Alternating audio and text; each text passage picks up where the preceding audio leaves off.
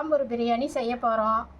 1 kilo mutton எடுத்துருக்குறோம். அதுக்கு வந்து தக்காளி, இஞ்சி, பூண்டு, தயிர் 1 கப்பு, எலுமிச்சை பழம், 1 வெங்காயம், கொத்தமல்லி. இது வந்து பிரியாணிக்கு போடுறதுக்கு மசாலா. இது தாளிக்கிறப்ப நம்ம பிரியாணியில் வந்து போடணும். இது வந்து நம்ம வீட்டிலே அரைச்சி வச்சுது. இது எப்படி அரைக்கிறதுனா, பட்டை, கிராம்பு, சோம்பு, ஜாதிபத்திரி, ஏலக்காய், ஸ்டார் பூவு, இது எல்லாம் வந்து போட்டு லேசாக வறுத்து இந்த மாதிரி பொடி செஞ்சு வச்சுக்கணும். இந்த மாதிரி பொடி செஞ்சு 1 கிலோ அளவுக்கு 1 டீஸ்பூன்னு போடணும். போட்டு கறியில் வந்து வணக்கி விடணும். ஒவ்வொருத்தர் வந்து இந்த இஞ்சி பேஸ்ட்டு வந்து கடையில் வாங்கி போடுவாங்க. அது வந்து நல்லா இருக்காது. நீங்கள் வந்து கையிலே நீங்கள் வந்து அரைச்சி போட்டிங்கன்னா தான் பிரியாணி வந்து நல்லா டேஸ்ட்டாக இருக்கும், நல்லாயிருக்கும், ருசியாக இருக்கும், வாசமாகவும் இருக்கும். கடையில் விற்கிறதெல்லாம் போடாதீங்க. இந்த மாதிரி உரித்து அரைச்சி போடுங்க, அதுதான் நல்லாயிருக்கும். இப்போ நான் செய்ய போகிறது வந்து ஆம்பூர் பிரியாணி. ஆம்பூர் பிரியாணி இப்போ உங்களுக்கு செஞ்சு காட்ட போகிறேன்.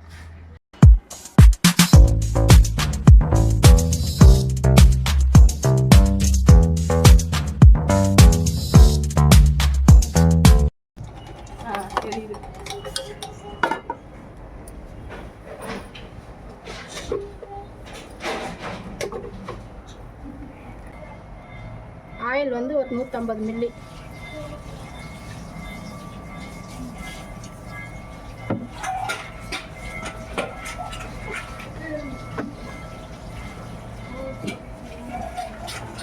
நெய்யை ஊற்றணும். பட்டை, கிராம்பு எண்ணெயில் போட்டு 4 இது உள்ள வச்சுக்கணும். அரிசி, பிரியாணி இலை, இரும்பு செல்ஃபில் கொடுத்து பிரியாணி இலை போட்டுடுவோம்.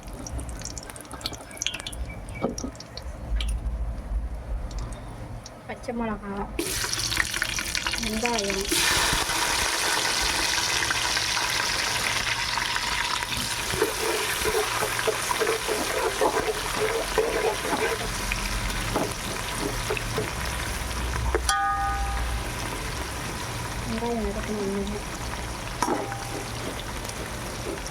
தக்காளி போட்டுக்கணும்.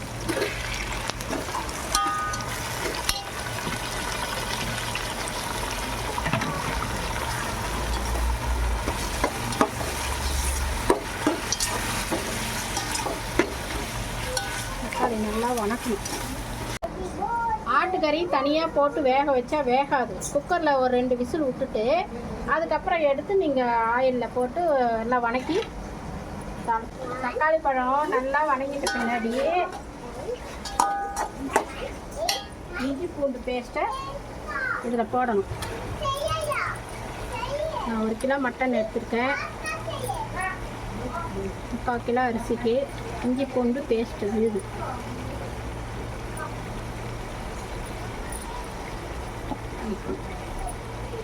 நம்ம வணக்கி விட்ட தக்காளி நல்லா வணங்கிடுச்சு. இப்போ வந்து வேக வச்சு எடுத்து வச்சு 1 கிலோ மட்டனை இதில் சேர்த்திடணும். ஏன்னா இதில் போட்டால் தான் வேகும் சாப்பாட்டில், இல்லாட்டி கறி வேகாது. மட்டன் வெந்துடும், சிக்கன் வெந்துடும், மட்டன் வேகாது. அதனால் 2 விசில் விட்டு இப்படி கறி எடுத்து இதில் போட்டு நல்லா வணக்கிடணும். வணக்கிட்டு இதில் வந்து தயிர் 1 கப்பு சேர்த்துக்கணும். புளிப்பு இல்லாத நல்லா கட்டி தயிராக 1 கப்பு.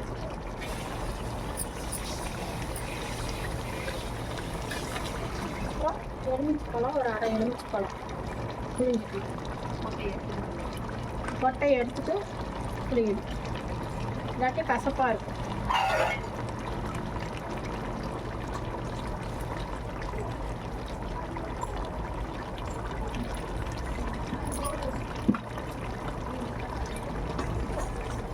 கொத்தமல்லி ஒரு கைப்பிடி அளவு கொத்தமல்லி புதினா நல்லா வணக்கி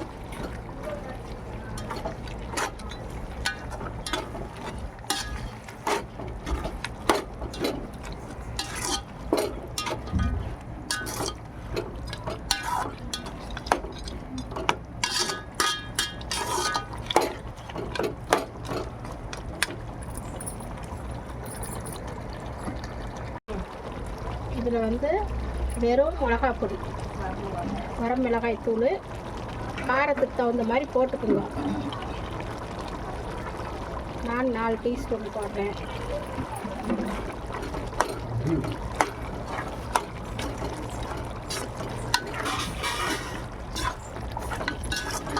அப்புறம் இது வீட்டிலேயே அரைச்சி வச்ச பிரியாணி பொடி, வீட்டிலேயே அரைச்சி வச்ச பிரியாணி பொடி ஒரு 3/4 டீஸ்பூன்,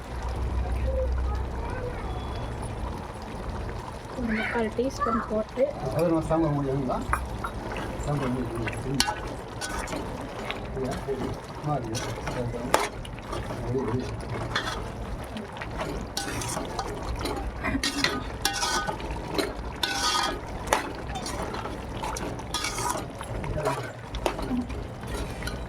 தேவையான அளவு உப்பு, தேவையான அளவு உப்பு போட்டுக்கலாம்.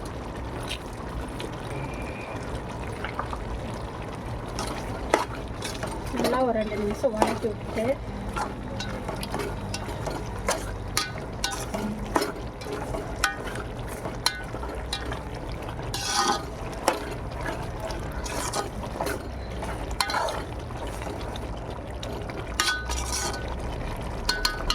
இதில் வந்து கறி வேகிறதுக்கு தண்ணி நான் அளந்து வச்சுருக்கிறேன்.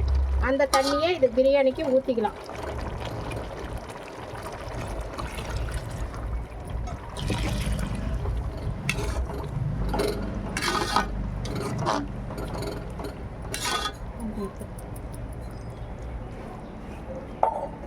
மட்டன் ஏற்கனவே வேக வச்சனால ஒரு 2 நிமிஷம் இருந்துச்சுன்னா போதும். அதுக்கப்புறம் நம்ம சீரக சம்பா அரிசி கலஞ்சி வச்சுருக்கோம், அதை வந்து இதெல்லாம் போட்டுடணும்.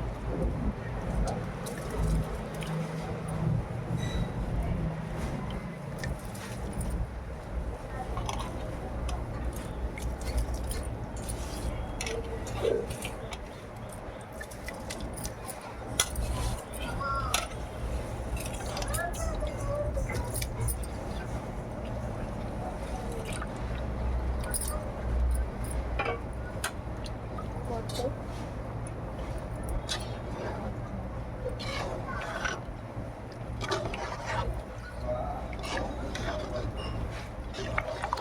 இது ஒரு கொதி வந்த உடனே தண்ணி கொஞ்சம் சுண்டன பின்னாடி தம் போட்டுடணும்.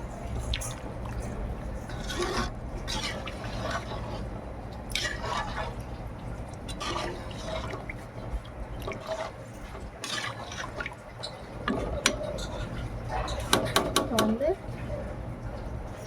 இதை நம்ம தட்டு போட்டு மூடி வச்சிடணும்.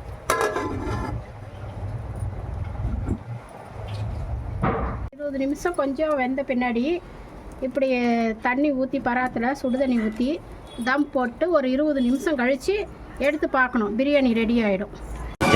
20 minutes later. இதை தம் போட்டதை எடுத்துட்டு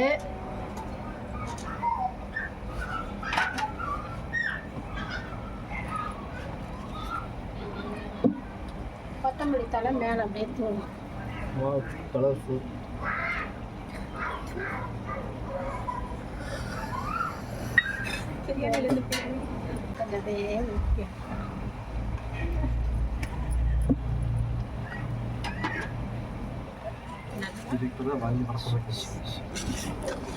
கலர் விட்டோம்னா சுவையான மட்டன் பிரியாணி ரெடி.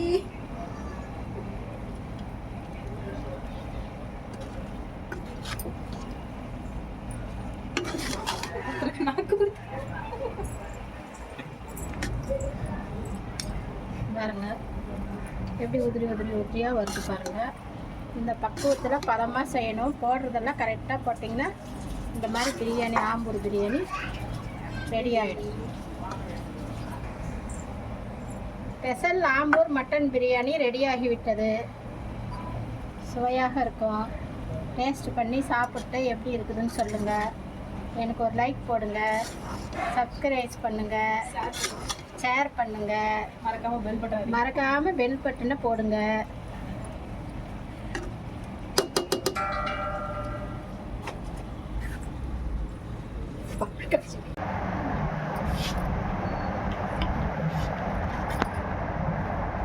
கிருஷ்ணா. இந்த மாதிரி 2 மணி ஆகும் செய்யறதுக்கு